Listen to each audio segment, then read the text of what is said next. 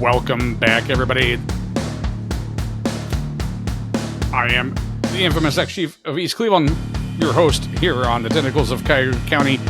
And today, well, the week is the week of July 1st. Also, the week of July 4th.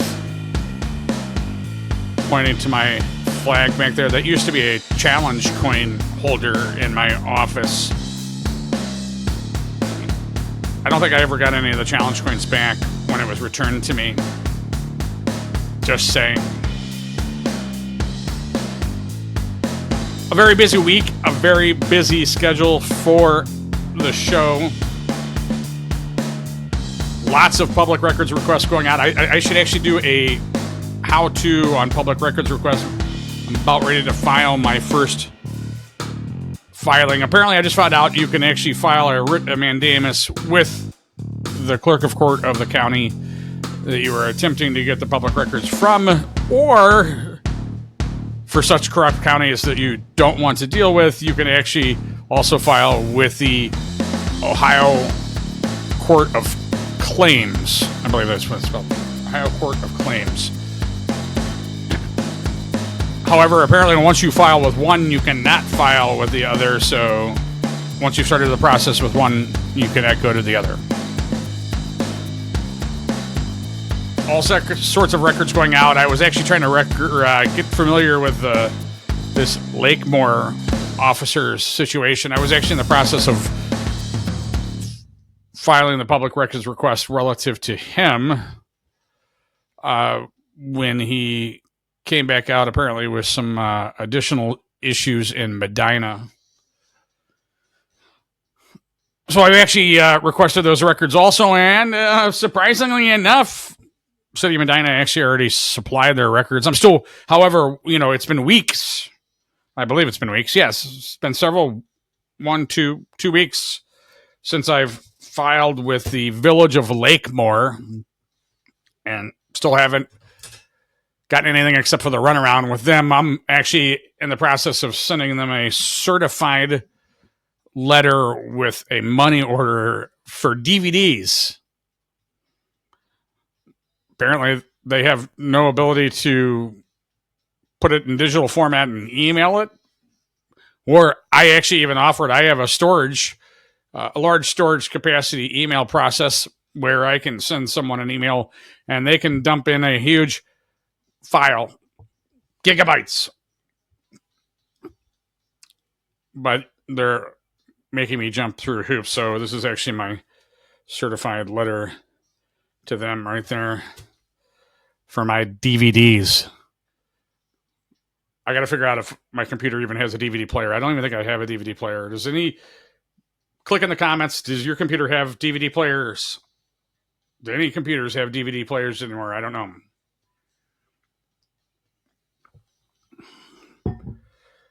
It's probably going to be 3 segments. I promised everyone, and I was very happy. I actually completed the interview with Ed and Karen Pasela.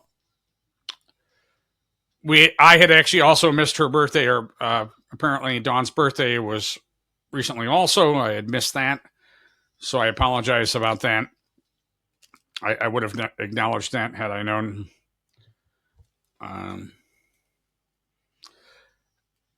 So I had the interview with them. It was really awesome. I'll admit, when I first started to think about doing the interview, when they had Karen had actually requested it from me, obviously it's quite emotional from them. But from my perspective, I wanted it to be more of a interview with an investigator, something that a previous homicide investigator such as myself, certain pointed questions, and I wanted to make certain that I let them know, hey, listen, I'm not trying to be offensive in any way. Some of the questions may come off or seem offensive to you, but these are questions that I feel that needed to be asked. And pleasantly surprised, the responses I got actually alleviated several. I didn't have a whole lot of doubts, honestly, but there were a couple of things that were questionable to me, being objective, and the responses I received from them quelled those So I was actually pleasantly surprised and very happy to have conducted the interview. It's probably going to be broken up into 3 segments, especially with the post editing and 4th of July coming up. And don't forget, second or third week, probably right after the interviews with Ed and Karen, I'm going to have a special guest, and I still have yet to confirm with him whether or not we're going to be performing it live or not. I would sort of like to do live. And again, we're going to be smoking cigars, so you're more than welcome to grab a cigar of your own. I actually just attended an Oliva event last week. Make certain that I grabbed some extra Olivas for our show coming up with a special guest. But I'm going to roll into essentially get into the interview with Ed and Karen here. Again, it's fairly in-depth, fairly lengthy, and questions that haven't been answered essentially for them for over 10 years. And I poised the interview again as an investigator. So again, don't anybody beat up on me.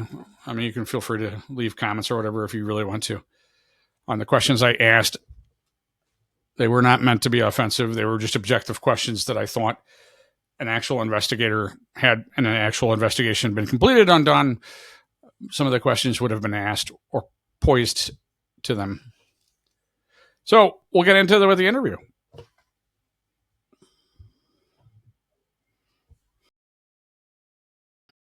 Do you hear us? Hi, Eddie. You hear me? Okay. Good morning, Scott. Yes. Yeah, I can hear you. Morning. I can't actually see you, Karen. I don't know if there's a way. I don't know if you can squeeze in or. Yes. Everything looking good on your end, or Trying to get in There we go. Okay. All right. What I mean, I appreciate. I mean, you guys were awesome. I met you at the VFW. So I didn't get a chance to talk to you. I apologize. Yeah. No, that's all right. You were actually very busy. So well, yeah, we talked. I wasn't supposed to be. People that were supposed to help ended up not helping. Well, you seem to actually know a lot with. I'm sort of a technical guy, and when I saw you out there actually getting the screen together, I was like, "Wow, that's pretty impressive." I don't even know if I could do that. So, oh, You started with it the night before. oh, is that right? Right. Well, I have. So essentially, I have like 14 or so questions I was going to ask you. And some of the questions I think I have seen because I've tried to watch the other podcasts, the other video logs of shows that you've done. So some of them might be the same questions that you've been asked. Some of them I don't think that you have been asked. And so again, I don't know if you know my history. I actually used to be a homicide investigator. So my questions might be a little more poignant, that questions that I think that probably should have been asked to you. So I don't, if it sounds like, I don't know. Hopefully you don't take offense is what I'm asking. So some of the questions I might ask, they're a little more pointed to what I feel an investigation should have happened. And so again, I'm just putting it out there. I'm not. Okay. huh? All right. So I'm sorry. Oh no, I said what investigation? You know, they didn't. Well, that's yes. They didn't even sign the police report. And that's actually one of the things I pointed out on my show. I couldn't believe I have never seen that. And I actually had, I actually have a couple of guys that used to work in Parma, and they've actually reached out to me, and they want to be completely anonymous because they're in other factions of their life at this point. But I have passed a lot of the stuff on to Tony's investigator. But that was one of the things that they pointed out. They were like, hey, listen, this report would have been kicked back it should have never been able to proceed because that report should have been kicked back by a supervisor. But that's one of the things that I noticed also. There's no, the report's not signed. There's nothing, there is hardly anything done on the report. There's like so many inconsistencies on it. But I guess my first question is can you tell me, because I didn't know Dawn, so Tony had the ability to understand her personality, but I mean, are you able to tell me a little bit about her personality when she was growing up, or? Sure. Dawn was always very inquisitive.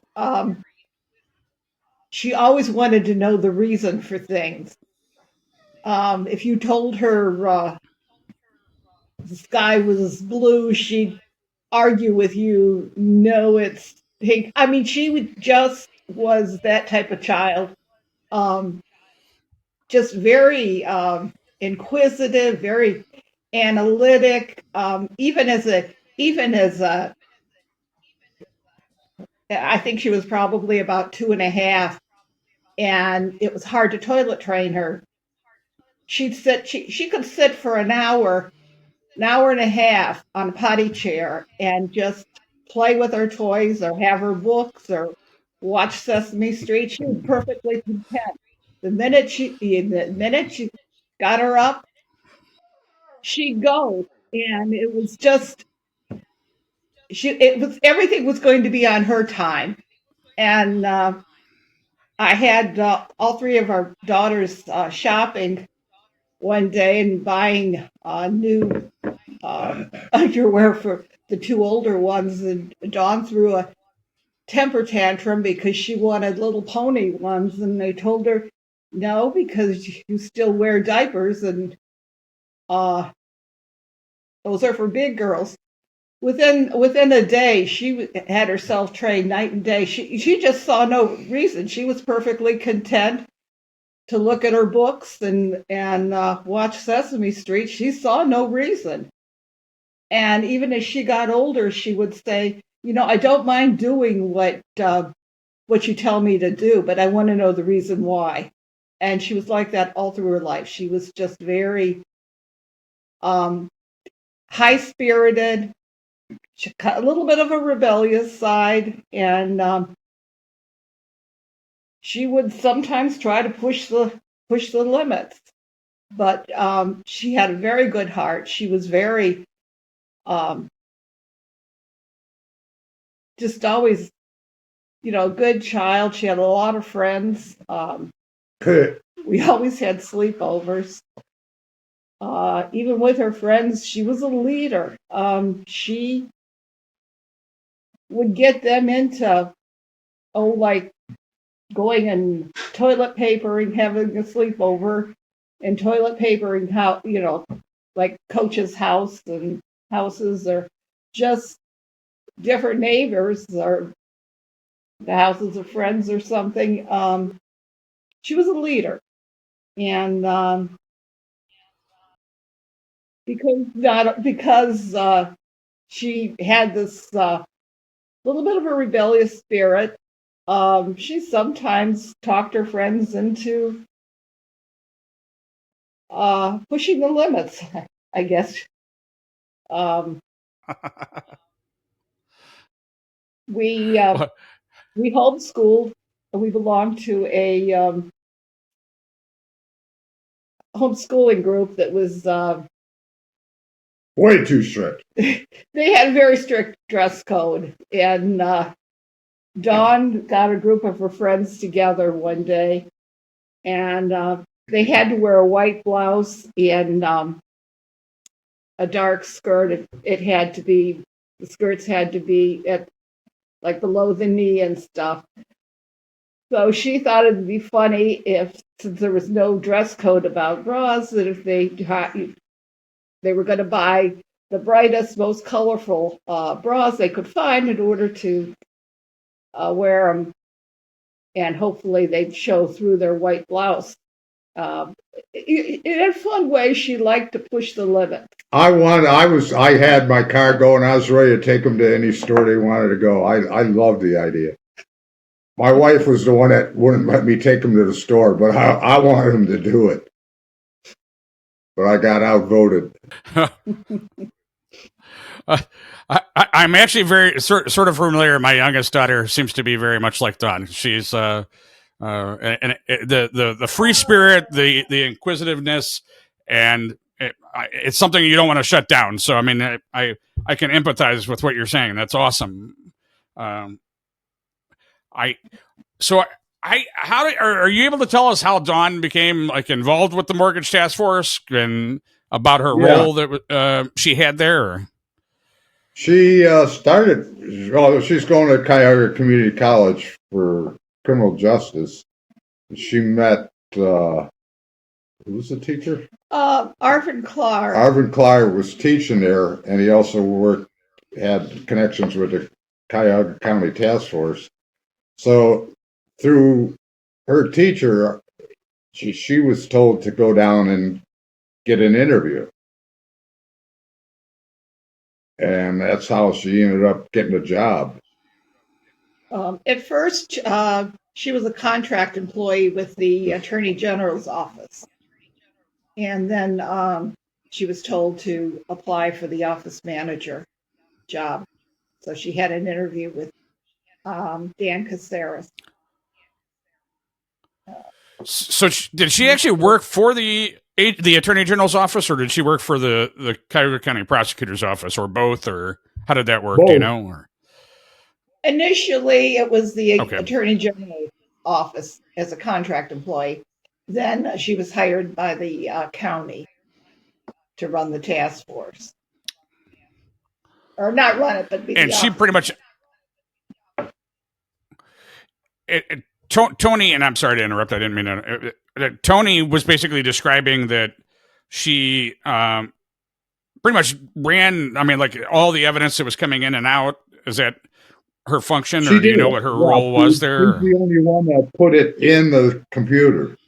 She was the office manager. She was supposed to be the only one putting in and out the files, transferring everything into hard disks or drives or thumb drives. She was told to take all that stuff home with her at night because if there was a fire there, they wouldn't have any records left. So she actually was told to take all the stuff home at night, all the thumb drives and that.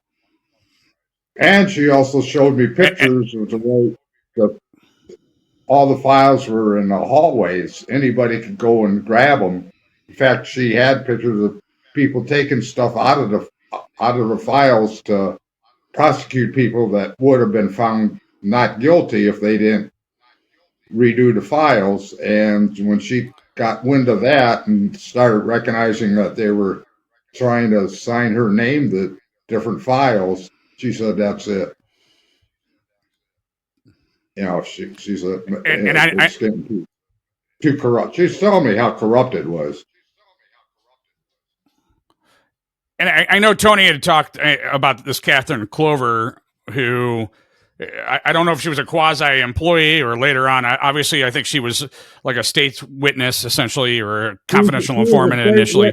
But Dawn said Kasaris was a pig. He was sleeping with her. She told me about it. Oh, she did tell you about this. He even tried to hit on my daughter. He said, "You're older than my dad. What the hell are you to do?" Yeah, she didn't. So like Catherine Clover apparently she had free reign also, right? Or she was coming and going past all this evidence that was in the hall and stuff. Yeah, she actually was. Dawn seen her there with Kasaris. Kasaris actually, I don't know if Tony probably told you this, but actually she bought a couple houses from Tony's company. And I don't know if it was from Tony's. She couldn't rent the one. She ended up committing arson, and Kasaris was going to prosecute her, and instead they had an affair. And then she started being witnesses to other cases for Kasaris so she could get away with doing what she did. And it's all Now, documented. do you have any idea? Do you have any idea what she's doing now, or No, Catherine Clover? no. Okay. I think she Oh, wait a lives. minute. She's living at home. I think she lives in the. I don't know if it's the Cincinnati area where the youngster. No, I think Cincinnati. She's actually living in her father's house. Is Oh, is what that I. where? Yeah. Did she ever finish law school, or? Well, Kasaris put her through school to become a paralegal, and then he turned around and hired her, so she had access to everything Okay. in the task. I guess I misunderstood. I thought she was actually in law school, so he actually paid for her to go to paralegal school. She became a paralegal and started on the task force. Right. No, she didn't work for the task force. Did she? No. Yeah. Oh, she did. That's why she had access, That's right. Yeah. and at the same time, she was also a government witness. So when did you actually first notice that Dawn was becoming like fearful or anxious about the work situation? I know, Ed, you were just talking about that she had made reference to like all these files being out. Obviously, she became concerned then. I mean, do you remember about when that was? Oh, gee. Probably at least by 2011. Um, I And just tightening up the even timeline in my head. Yeah, it might have even been sooner. I really don't remember as to what point she started talking about it. Um, I know it was a while before she died. I mean, it had been going on. She had concerns. Um, I don't think she really knew she had concerns, but she really didn't have any idea of the severity of what was going on in that office. Maybe about 3 months before she died. Oh, I think 6 months. yeah. About 6 months before she passed away, she started really telling us what was going on. I think and Tony might know this. When they had a meeting with the Argent bank executive, and Dawn and Clover were sitting in on that meeting.